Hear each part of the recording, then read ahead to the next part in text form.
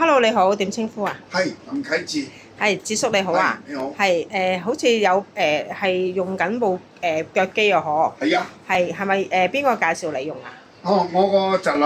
你個侄女係呢阿林小姐。冇錯，係。係 Alice。咁你做咩事介紹阿智叔去用腳機嘅？哦，因為佢身體唔好啦，佢有糖尿病啦，要打胰島素啦，咁同埋當時攞部機俾佢用嗰時候咧，佢入咗深切治療部啦，咁跟住出翻嚟之後咧，見到佢個面色好差，氣色好差，好似唔夠氣咁樣，驚佢可能驚佢驚佢唔得啊，驚佢最後一程咁啊搏一搏，咁啊跟住就攞部機俾佢用係啦。你有咩情況入咗深切治療部啊？我中咗 COVID-19 啊。COVID-19 係啊。係影響呼吸系統。係唞唔到氣。冇錯啦，係唞唔到氣。咁就入咗深切治療部。係啦。咁個情況好惡劣喎，佢講到好差喎。係啊係啊，當時我自己都求神接納我㗎啦。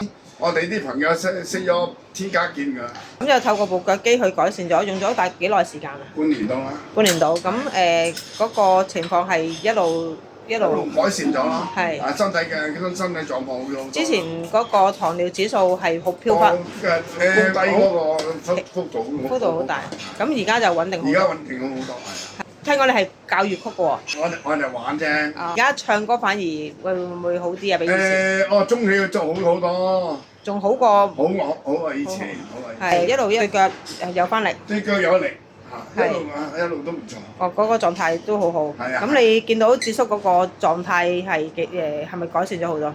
有氣力咗啦，中氣好咗，佢人面色唔同咗，提亮翻。之前佢樣又黃又黑咁樣嚇死啊！真係。